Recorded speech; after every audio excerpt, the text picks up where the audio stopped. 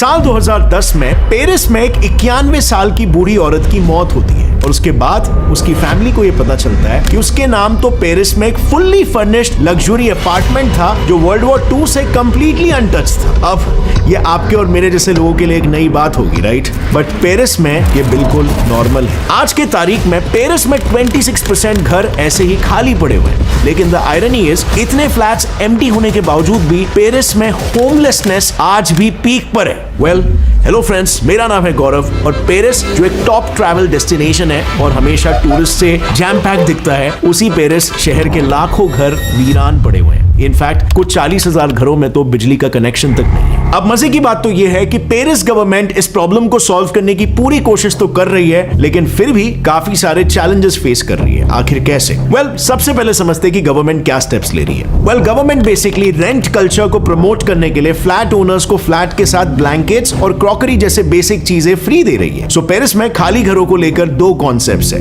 Vacant और unoccupied home. अब vacant home का मतलब एक ऐसा घर जो अनफर्निश्ड है और पिछले 30 दिनों से खाली है। वहीं पर अनऑक्यूपाइड होम की अगर हम बात करें तो ऐसे घर जो फुल्ली फर्निश्ड तो है लेकिन उनमें कोई रहता ही नहीं है। और आज पेरिस में ऐसे 17.4% यानी कि 2 लाख से भी ज्यादा अनऑक्यूपाइड घर है। एंड ऑन द कॉन्ट्ररी पूरे पेरिस शहर में 3000 लोग होमलेस हैं। अब पेरिस शहर के घर खाली होने की सबसे पहली बड़ी वजह है पेरिस में चल रहे हाउसिंग क्राइसिस यानी घरों की कमी। तो पेरिस सिटी में ना लोगों की एवरेज सैलरी कुछ 2500 यूरोज है, लेकिन वहां के property prices on an average 10,500 euros पर स्क्वायर मीटर से भी ज्यादा है। एंड माइंड यू, पिछले 25 सालों में पेरिस के प्रॉपर्टी प्राइसेस 400 गुना बढ़ गए। अब इसी परचेसिंग पावर के डिफरेंस के चलते आज मिडिल क्लास पेरिसियंस अपना खुद का घर अफोर्ड नहीं कर पा रहे। इसीलिए पेरिस आज दुनिया की सबसे एक्सपेंसिव सिटी भी बन चुकी है। इंडिया की सबसे एक्सपेंसिव सिटी मुंबई के कंपैरिजन में पेरिस के घर 197% ज्यादा महंगे हैं, which is a huge difference. और यही एक इंपॉर्टेंट रीजन है कि पेरिस में मोस्ट ऑफ द अपार्टमेंट्स खाली पड़े।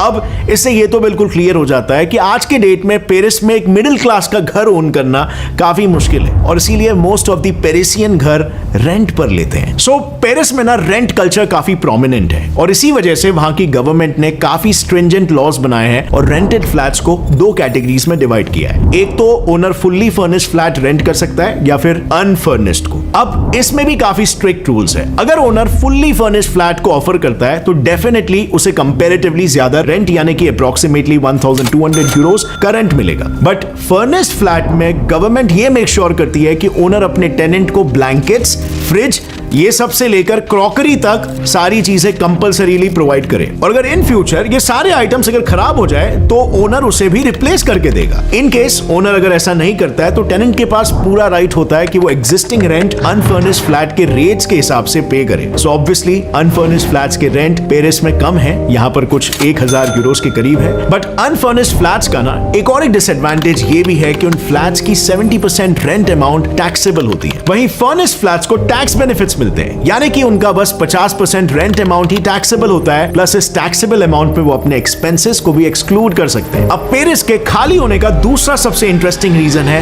Property inheritance. आज पूरे पेरिस में कुछ घर इसीलिए भी बंद है क्योंकि वो इनहेरिटेंस लॉ के केस में फंसे हुए हैं। अब ऐसा इसीलिए क्योंकि पेरिस में स्पाउस के डेथ के बाद प्रॉपर्टी डायरेक्टली डिपेंडेंट्स को ट्रांसफर नहीं की जाती है। वहां प्रॉपर्टी इनहेरिटेंस का एक काफी लेंथी प्रोसेस होता है और कुछ केसेस में तो लोगों को पता भी नहीं होता कि उनके नाम पर कोई एंसेस्ट्रल प्रॉपर्टी भी मौजूद है। कुछ ऐसे ही केस 2010 में साउथ फ्रांस में हुआ था जब एक 91 इयर्स की लेडी के मौत के बाद उसके फैमिली को यह पता चला कि उसके नाम पर एक फुल्ली फर्निश्ड अपार्टमेंट पहले से ही मौजूद है। तो पेरिस में घर खाली होने का तीसरा बड़ा रीजन है second Holmes. So second home आपके प्राइमरी रेसिडेंसी के अलावा एक दूसरा घर होता है जहां पर आप वीकेंड्स या वेकेशन बनाने जाते हैं। और पेरिस में ऐसे 1,26,000 घर सेकंड होम्स है यानी कि खाली है। एंड इंटरेस्टिंगली पेरिस के इन सेकंड होम्स के मेजॉरिटी ओनर्स फॉरेन नेशनल्स हैं, जिसका मतलब एक पर्टिकुलर वेकेशन टाइम पर ही यहाँ पर घर ओपन होता है। और इसीलिए अगर आप देखोगे तो वेकेशन टाइम के अलावा ये घर आपको मोस्टली वेकेंट ही दिखेंगे। पर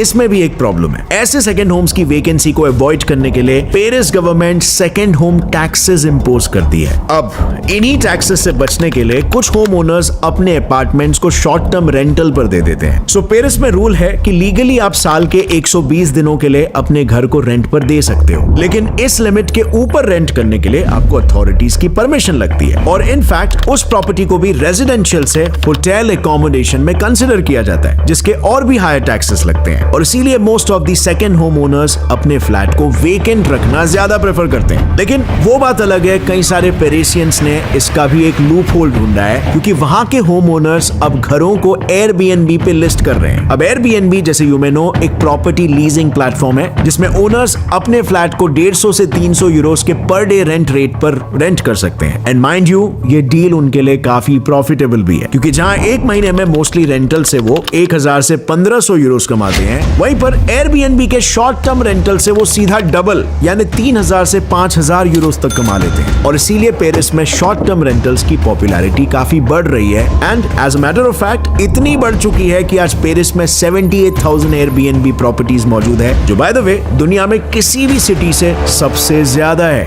पेरिस पहले से ही सेकंड होम डेस्टिनेशन नहीं था, उसके ऐसा बनने की एक काफी इंटरेस्टिंग हिस्ट्री है। तो देखो, किसी भी एरिया को मॉडर्न वे में रिकंस्ट्रक्ट करने के बाद जब वहां पर हायर लिविंग स्टैंडर्ड वाली कम्युनिटीज आकर रहती है, तो उस प्रोसेस को जेंट्रिफिकेशन कहते हैं। और पेरिस के साथ भी कुछ ऐसा ही हुआ। 19th सेंचुरी के पहले पेरिस में वर्किंग क्लास रहा करती थी, लेकिन फिर साल 1870 में फ्रेंच एम्परर नेपोलियन III ने जॉर्जस यूजीन हॉसमैन नाम के एक एडमिनिस्ट्रेटिव ऑफिसर को पेरिस के रिनोवेशन, जिसे द रिन्यूअल ऑफ पेरिस कहा गया, उसकी जिम्मेदारी सौंपी। इसके तहत हॉसमैन ने पुराने पेरिसियन बिल्डिंग्स और एवेन्यूज को तोड़कर कंप्लीटली नया बनवाया, जिससे पेरिस वेल्दी और रिच टूरिस्ट को और भी ज्यादा अपीलिंग लगी। अब इससे हुआ ये कि पेरिस का स्टैंडर्ड ऑफ लिविंग काफी हाई हो गया, लेकिन इस हाई स्टैंडर्ड ऑफ लिविंग को वहां के वर्किंग क्लास अफोर्ड नहीं कर पाए और वो सिटी के आउटस्कर्ट्स में शिफ्ट होने लग गए। अब जेंट्रिफिकेशन के दो आउटकम्स होते हैं, एक तो पॉजिटिव आउटकम, जिसमें जेंट्रिफिकेशन से सिटी में नए इन्वेस्टमेंट्स आते हैं और उन नेग्लेक्टेड एरियाज का भी इकोनॉमिक ग्रोथ होता है। लेकिन यहाँ पर एक दूसरा नेगेटिव आउटकम भी होता है, जिसमें वो एरिया या सिटी सडनली काफी ज्यादा एक्सपेंसिव हो जाती है। पेरिस के केस में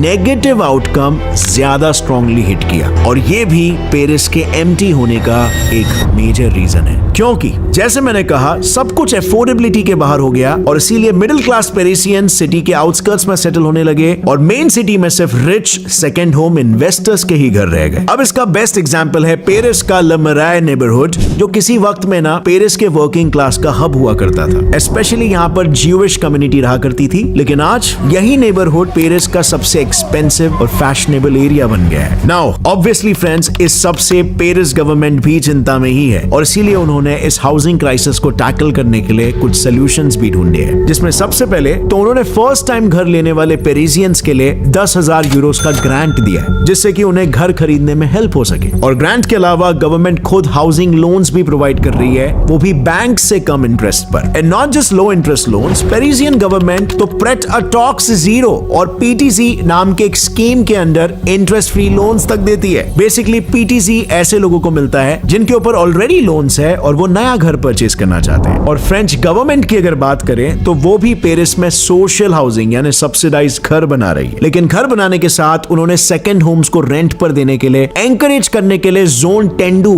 लॉ भी पास किया है। और इस लॉ के तहत जिन एरिया में हाउसिंग की डिमांड सबसे ज्यादा है लेकिन हाउसिंग की शॉर्टेज है, ऐसे एरियाज में local government vacant second Holmes पर 60% एडिशनल टैक्स इंपोज करती है। यानी सिंपली समझे तो किसी वेकेंट प्रॉपर्टी का टैक्स है 100 यूरोस, तो ओनर को इस पर 60 यूरोस यानी कि टोटल 160 यूरो का टैक्स भरना पड़ेगा अगर वो अपना घर खाली रखता है तो। अब अगर देखा जाए ना फ्रेंड्स, तो यूरोप में पेरिस ही सिर्फ एक ऐसी सिटी नहीं है जो एम्प्टी है। इसके अलावा भी कुछ और यूरोपियन सिटीज है जैसे कि एम्स्टर्डम और वियना, लेकिन उनके प्रॉब्लम से डील करने के लिए उनकी गवर्नमेंट ने दूसरे अलग अलग इनोवेटिव वेज निकाले हैं। जैसे एम्स्टर्डम में लॉन्गर ड्यूरेशन के लिए घर खाली रखने पर ओनर को 9,000 यूरोस का फाइन पे करना पड़ता है, और इसके अलावा वहां की गवर्नमेंट पुरानी बिल्डिंग को रीयूज भी करती है। और इसका बेस्ट एग्जांपल है ये एम्स्टर्डम बेस्ड घर जो पहले एक जिम्नेशियम हुआ करता था, और ये भी वियना की गवर्नमेंट बिल्डिंग जिसमें पहले कॉमर्स डिपार्टमेंट ऑपरेट करता था, लेकिन उनके शिफ्ट होने के बाद इस पूरे बिल्डिंग को आज अलग अलग पर्पस के लिए रेंट किया जाता है। और अगर इस वीडियो को देखकर आपको मजा आया तो एक लाइक जरूर ठोकना। As always friends, stay curious, keep learning and keep growing. जय हिंद।